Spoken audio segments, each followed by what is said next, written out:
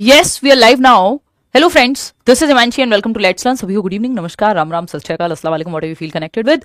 बात करेंगे DEET+B PRT 2025 में, यानी प्राइमरी टीचर की दिल्ली में जो नौकरी है वो आप एक बार में कैसे लें, और इसमें उन सभी तमाम लोगों का अनुभव इंक्लूडेड है जिन्होंने लास्ट टाइम ये एग्जाम क्लियर किया है और हाईएस्ट कट ऑफ पे क्लियर किया है। ये मैं इसलिए कह रही हूँ क्योंकि उससे ज्यादा कट ऑफ जाए मुझे बिल्कुल नहीं लगता। उसके रीजंस हैं, एक तो बीएड वाले बाहर हैं, दूसरा बहुत सारे लोगों की एज का जो प्रॉब्लम है, क्योंकि ऐसा मत आप सोचिए कि जो तैयारी कर रहे हैं जमाने भर से वो करते ही रहेंगे। 4 साल बाद वैकेंसी आ रही है, कितने लोग तो ओवर एज भी हुए हैं।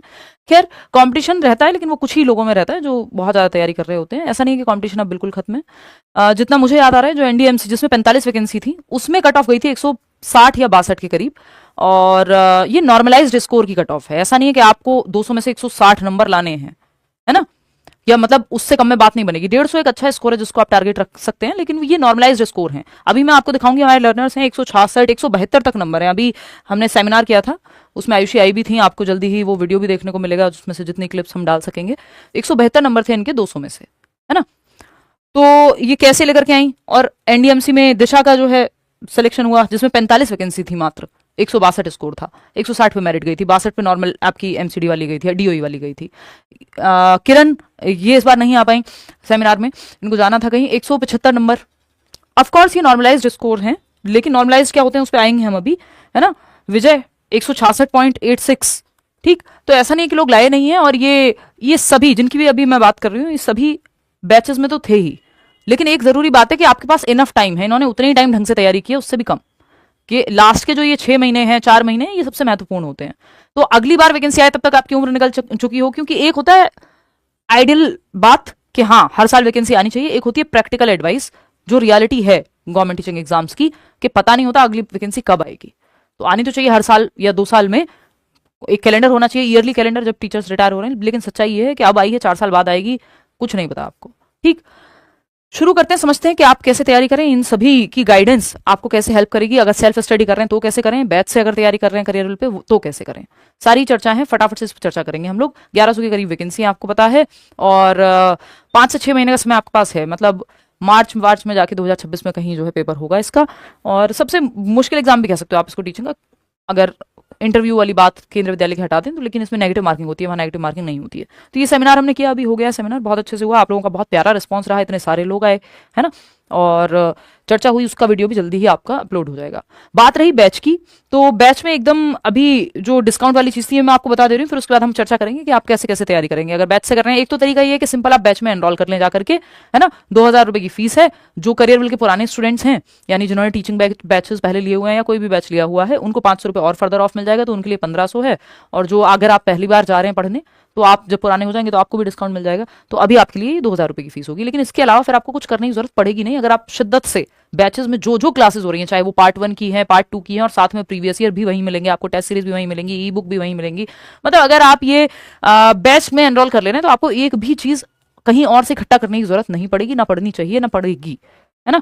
तो एक तो तरीका ये है सिंपल कि आप बैच में कर लें एनरोल। 15 तारीख से बैच शुरू हो गया है, मैं भी रेगुलर क्लासेस ले रही हूँ आपकी, और आप फिर बाकी चीजें भूल जाएं। बस बैच में जितना हो रहा है multiple revision plus previous year questions, वो भी बैच में ही मिल जाएंगे आपको। और वो ऐसे नहीं कि आंसर की मार्क मिलेंगे, प्रॉपर टाइप्ड मिलेंगे आपको। तो कुछ और फिर आपको सोचना ही नहीं है, कौन से नोट्स कौन सी किताब, कुछ नहीं। सिंपल बैच में एनरोल कर लिया, करियर विल ऐप डाउनलोड किया, और बात खत्म हो गई। सिंपल टीचिंग सेक्शन में जाकर के ऑलरेडी बहुत सारे लोग एनरोल कर चुके हैं, आप करना चाहें आप कर लीजिएगा, डिस्क्रिप्शन बॉक्स में आपको लिंक भी दिया हुआ है। अब बात करते हैं कि जो ऑफिशियल सिलेबस है वो DEET+ भी ठीक से देता नहीं है, बट उन्होंने दिया हुआ है पार्ट 1 का क्लियरली। पार्ट 2 में थोड़ा सा पंगा है, उस पर हम चर्चा करेंगे, और हो सकता है वो भी जल्दी ही आपका आ जाए सामने आपके। तो अगर हम बात करें एक टीचिंग एग्जाम्स का, आपको एक मैं व्हाट्सएप नंबर भी दे दूंगी, क्योंकि करियर पे बड़ा प्लेटफॉर्म है, काफी लोग हैं।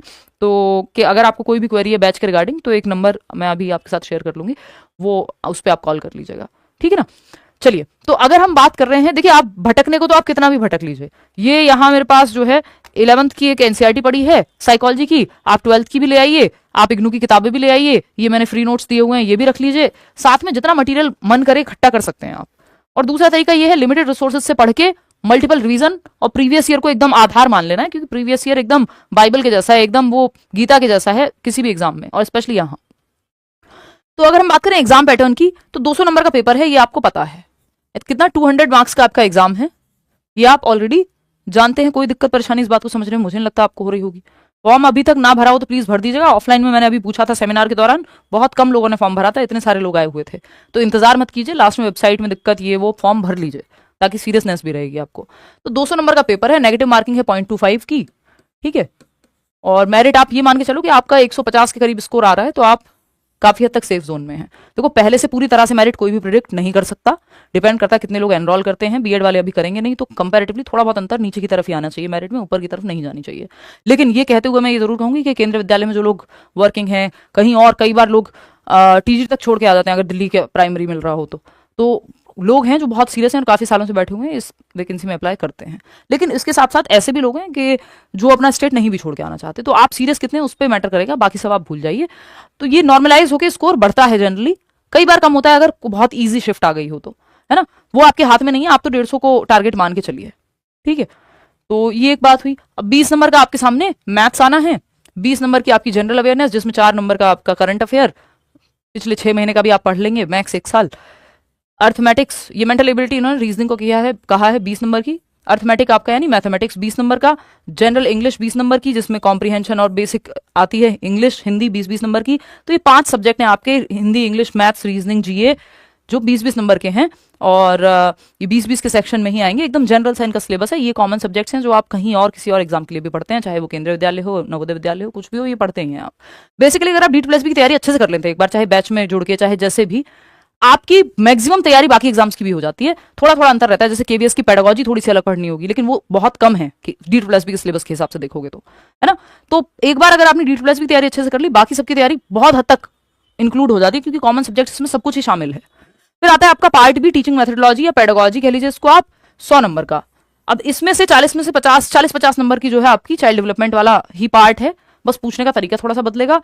और बाकी जो 50 नंबर हैं उसमें काफी चीजें हैं, जैसे कई बार सब्जेक्ट पेडागोजी, कई बार एनआईओएस के नोट्स, कई बार जब एनआईओएस आया था तब भी ये जो सिलेक्टेड लोग हैं इनमें से 2 लोग, कम से कम 3 ही बल्कि, 4th का मुझे याद नहीं है इंटरव्यू, तो 3 लोगों ने नहीं पढ़ा था एनआईओएस, बैच से ही पढ़ा था और प्रीवियस ईयर अच्छे से किया था। जो नए टर्म्स मिल रहे हैं वो प्रीवियस ईयर से कर लिए, क्योंकि बेसिक कॉन्सेप्ट थोड़ी बदल जाएगा, चाहे आप एनआईओएस पढ़ें चाहे कुछ। मैं ये नहीं कह रही हूँ कि आप मत पढ़िए, जो जरूरी होगा एनआईओएस का वो मैं भी करा के चलूंगी, लेकिन ये नहीं है कि आप सब कुछ पढ़ने बैठ जाए, पीएचडी नहीं कर सकते हैं आप, उतना समय नहीं है आपके पास, है ना।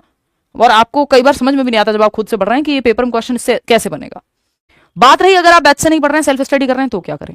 सिंपल, एक प्रीवियस ईयर उठा लीजिए कोई भी, हमारी भी प्रीवियस ईयर की बुक जल्दी ही आएगी DEET+B की, और कोई भी प्रीवियस ईयर उठा लीजिए, आप इंटरनेट से डाउनलोड कर लीजिए, DEET+B की वेबसाइट से डाउनलोड कर लीजिए, लेट्स लर्न के ऐप पे आपको प्रीवियस ईयर मिल जाएंगे, वहां जाके आप डाउनलोड कर लीजिए। अभी और हम अपलोड करा रहे हैं, डेली क्विजेज वहां मिल रही हैं, अगर आप बैच में नहीं है तब भी, टेस्ट सीरीज वगैरह ये सब तो अगर बैच में है तो सब मिलेगा।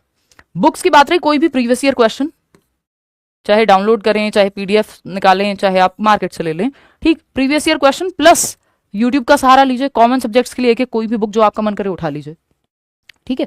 पेडागोजी के लिए फिर आपको यूट्यूब से बहुत पढ़ना पड़ेगा, और जो फ्री नोट्स दिए हुए हैं वो भी पढ़ो, और प्रीवियस ईयर फिर आपको इग्नू का मटेरियल भी, है ना, प्रीवियस ईयर प्लस इग्नू का जो मटेरियल है, बीएड, एनआईओएस का डीएलएड, ठीक है, जो एनसीईआरटी के पोजीशन पेपर्स हैं अलग अलग सब्जेक्ट के, क्योंकि कई बार वो भी पूछ लेता है ना।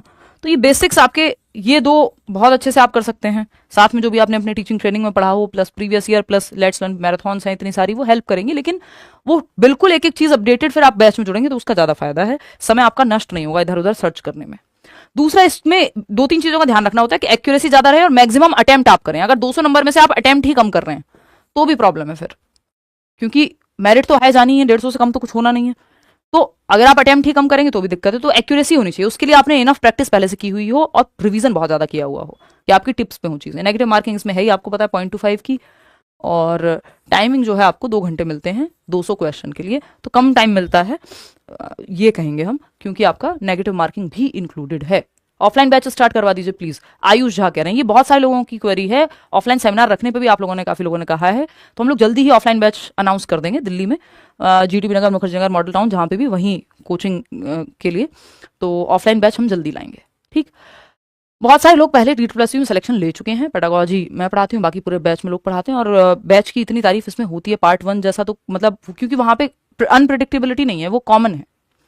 तो ये जितने भी लर्नर्स आप देख रहे हैं जो ऑलरेडी AIR 1 से लेके इसमें पिछली वैकेंसी में, और सभी का स्कोर अच्छा है, क्योंकि 45 वैकेंसी में अगर कोई सिलेक्शन ले रहा है तो सब टॉपर ही है फिर तो वहाँ, या इतनी कम वैकेंसी में अगर कोई सिलेक्शन ले रहा है। 172 आयुषी की, आयुषी आई भी थी अभी सेमिनार में, दिशा की अगर हम बात करें तो दिशा भी आई थी। तो इन सब ने, और ये इनका एकदम, अगर किरण का मुझे इंटरव्यू याद नहीं है कि एग्जैक्टली उन्होंने क्या कहा था, बट ये दोनों तो अभी मिले भी थे, उससे पहले भी हम NIOS अलग से नहीं पढ़ा है, तब भी प्रीवियस ईयर को बहुत अच्छे से किया है, और दूसरा बैच में जो था मल्टीपल रिवीजन लिए हैं, इधर उधर भटके नहीं है बहुत ज्यादा। तो ये एकदम, ये इंटरव्यूज आप देख सकते हैं, पढ़े हुए हैं, मैं अपनी मर्जी से नहीं कह रही हूँ, ठीक। तो ये सिलेक्टेड लर्नर्स हैं, ऐसा नहीं है कि हमने किसी को देख के पढ़ाना शुरू किया हो, या कोई, वो भी कोई बुरी बात नहीं है या कुछ। तो ये ऑलरेडी सिलेक्टेड बहुत सारे लर्नर्स हैं। कितने सारे तो चैनल पर इंटरव्यू इसके अलावा भी पड़े हुए हैं, ठीक है ना, कितने तो मैं ले नहीं पाती हूँ। तो एक तो बात ये हो गई, इसमें साबित किया है हमने अपने आप को D2+P में। फीस ऑफलाइन की तभी बताएंगे जब ऑफलाइन रजिस्ट्रेशन शुरू होंगे, आपको जल्दी ही अनाउंसमेंट कर देंगे हम लोग। तो ये जो 5 सब्जेक्ट हैं, ये अभी मैं आपको दिखा दे रही हूँ, उसका सिलेबस D2+P ने शेयर किया हुआ है, 20-20 नंबर का जो है ईच सब्जेक्ट है। सेक्शन बी में इन्होंने इस बार कहा है कि, मतलब ऐसे ही कहते हैं, बस थोड़ा सा इन्होंने लैंग्वेज बदली है कि MCQs of 1 mark each based on NCTE curriculum. NCTE curriculum में सब आ जाता है, इग्नू, आपका NCERT की पोजीशन पेपर, आपका NIOS, आपकी DLED वाली किताबें SCRT की, सब आ जाएगा इसमें, ठीक है। Teaching methodology required for the post, यानी 6 से 11 वर्ष के बच्चे को लेकर के आपको उसका डेवलपमेंट, उसकी philosophy, education, national policy, teaching learning process, ये सब पता होना चाहिए, ठीक। अगर आप बैच में एनरोल कर रहे हैं तो आप करियर विल ऐप पे चले जाइए, और कुछ फिर आपको सोचना नहीं है। टेस्ट सीरीज, आपकी ई बुक्स, आपकी क्लासेस रिकॉर्डेड लाइव चलेंगी, फिर वो रिकॉर्डेड भी रहेंगी, नोट्स, वो सब आपको एक जगह मिल जाएगा। अगर आप क्विज या प्रीवियस ईयर पेपर डाउनलोड करने का सोच रहे हैं, टेस्ट सीरीज सिर्फ अलग से चाहिए आपको, तो वो आप लेट्स लर्न की ऐप डाउनलोड करके वहां से आपको मिल जाएगा। अब कुल मिलाकर के बात ये आती है, अगर मैं देखूं, ये वेबसाइट है लेट्स लर्न की, आप इसमें जाएंगे, अगर फ्री नोट्स में भी जाएंगे, एक बार तो ये भी आपको रीड करना ही है पार्ट बी के लिए, जो सीरेट में पढ़ा है वो भी रीड करना ही करना है ना, उतना भी करना ही करना है। ये सारे सब्जेक्ट के नोट्स हैं, ये टेलीग्राम पे भी आपको मिल जाते हैं। इसके अलावा अगर मैं देखूं, टीचिंग नॉन टीचिंग का जो 100 नंबर का पूरा सिलेबस है, ये बताया हुआ है D2+P ने। पार्ट बी को लेकर इन्होंने स्पेसिफाई नहीं किया, बट हो सकता है जल्दी ही कर भी दें। अगर कर देंगे तो बहुत बढ़िया, नहीं तो मैं बैच में प्रॉपर सब कुछ लेकर के ही चल रही हूँ, और जो NIOS से लेके या जो भी जरूरी चीजें इंपॉर्टेंट इस बार चेंजेस किए हैं, वो सब मैं लेकर के चलूंगी, उसकी टेंशन आपको नहीं लेनी है। लेकिन हाँ, पेडागोजी में कुछ सेक्शन रहता है जो अनप्रिडिक्टेबल होता है, लेकिन पार्ट 1 में तो आप जितना चाहे स्कोर कर सकते हैं, है ना। 70-75 नंबर कम से कम आप ला रहे हैं, उधर भी आप फिर इतने ही ला रहे हैं, तो अभी टाइम है, अभी आप पहले पढ़ लीजिए। वैलिडिटी या तो 1 साल की होगी, 6 महीने की होगी, या जब तक पेपर होगा तब तक की होगी। एक बार इसमें लिखा होगा, मैं अभी पढ़ के बता दूंगी आपको। तो ये पूरा दिया हुआ है, जनरल अवेयरनेस से लेके सारा सिलेबस, ये कॉमन सिलेबस है, ये हर एग्जाम में ऐसे ही आता है टीचिंग के, है ना। तो ये मैथ्स का सिलेबस, ये सब दिया हुआ है इन्होंने, लेकिन पार्ट बी का नहीं दिया हुआ है। अब उसका टीचिंग मेथोडोलॉजी आपको मैंने बताई दिया कि आप इग्नू से पढ़ें, आप NCERT की पोजीशन पेपर से पढ़ें, आप जो अभी आपको बुक्स दिखाई उससे पढ़ें, नोट्स से पढ़ें, उसका कोई अंत नहीं है। लेकिन प्रीवियस ईयर को एकदम बाइबल की तरह यूज करना है, मल्टीपल रिवीजन। वो कहा जाता है कि वो व्यक्ति बहुत ज्यादा समझदार नहीं है जो एक एक बार 10 किताबें पढ़ता है, बल्कि जो एक किताब को 10 बार पढ़े वो ज्यादा समझदार है। क्योंकि रिवीजन अगर आपने मल्टीपल लिए होंगे, प्लस प्रीवियस ईयर क्वेश्चंस, अगर आपने मॉक भी बहुत अच्छे से नहीं दिए है ना, आपने प्रीवियस ईयर बहुत अच्छे से किया, क्योंकि इतने सारे प्रीवियस ईयर पेपर हैं, आपके टिप्स पे हैं, तो और मल्टीपल रिवीजन है, तो स्पीड आपकी फिर अपने आप बनेगी जब आपने प्रैक्टिस उतनी की होगी। तो कोई सिलेक्शन कैसे रोकेगा आपका। और ये मान लीजिए कि आप आखिरी बार पढ़ाई कर रहे हैं इतनी ज्यादा, ये 6 महीने का आपके पास समय है, और क्योंकि दोबारा तो वैसे भी पता नहीं कब निकलेगी वैकेंसी, तो एक बार अच्छे से तैयारी अपनी कर लीजिए। इसके अलावा आपके मन में कोई भी सवाल हो तो आप कमेंट्स में पूछ लीजिएगा। प्रीवियस ईयर को आधार बना लेना है, जब प्रीवियस ईयर हो जाए, बहुत पढ़ लिया, रिवीजन बहुत ज्यादा हो गया, तब कुछ एक्स्ट्रा सोचना है, उससे पहले नहीं सोचना, है ना। फिर आप मॉक दीजिए, ऐप पे जाकर के जो मन करे वो आप करिए फिर, ठीक है, इतनी बात। अब पार्ट बी का सिलेबस अगर ये अपलोड करते हैं तो पता लग जाएगा, कब करेंगे इनका कोई भरोसा नहीं, उससे पहले हमें सिलेबस भी कंप्लीट करना है, हम लोग कर ही रहे हैं। डिफाइंड सिलेबस नहीं है, बट जो भी जरूरी चीजें हैं वो हम करा के ही चलेंगे, कराते हुए आए हैं, कोई नई बात नहीं है, ठीक है ना। कोई और बात, कोई सवाल आपके मन में हो इसके अलावा तो आप पूछ लीजिएगा, इतना ही रखते हैं। यही छोटी सी बात थी कि अगर आप खुद से तैयारी कर रहे हैं तो आप फिर टॉपिक वाइज, जैसे आपको सिलेबस अभी दिखाया जो जनरल सब्जेक्ट के हैं, या एक एक किताब उठा ली, यूट्यूब से टॉपिक सर्च कर लिए, प्लस साथ में प्रीवियस ईयर, है ना। और ऐसे ही फिर आप पेडागोजी में भी करेंगे। और अगर आप बैच में हैं तो फिर तो कुछ और सोचना ही नहीं है, आपको बस मेहनत करनी है। दिन की 8-8 10-10 क्लासेस भी हैं, तो वो आप तसल्ली से बैठ के और सैटरडे संडे करें रिवीजन। प्रीवियस ईयर है बैच में, सब कुछ होगा, वो वहाँ कोई टेंशन नहीं है। चलिए टेक केयर, आज के लिए इतना ही रखते हैं, यही छोटी सी बात थी। कोई और मन में आपके सवाल हो तो आप पूछ लीजिएगा। लास्ट के ये महीने ही मैटर करते हैं, ये जितने भी टॉपर्स की मैं बात कर रही हूँ, लास्ट के महीनों में सारा गेम बदल जाता है। आपने कितनी सालों से तैयारी की है वो सब एक तरफ, और जो लास्ट के महीने हैं वो एक तरफ, ठीक है ना। चलिए टेक केयर, बाय बाय। कोई और बात हो तो आप कमेंट्स में पूछ लीजिएगा। ज्यादा मटेरियल इकट्ठा करने के चक्कर में मत पड़िएगा कि ये भी किताब ले लूं, ये भी बैच ले लूं, वहां भी बैच ले लूं। जहां पे हैं टिक के पढ़िएगा। चलिए टेक केयर, बाय। कोई क्वेरी हो कमेंट्स में पूछ लीजिएगा, लाइक शेयर सब्सक्राइब कर दीजिएगा। मिलते हैं।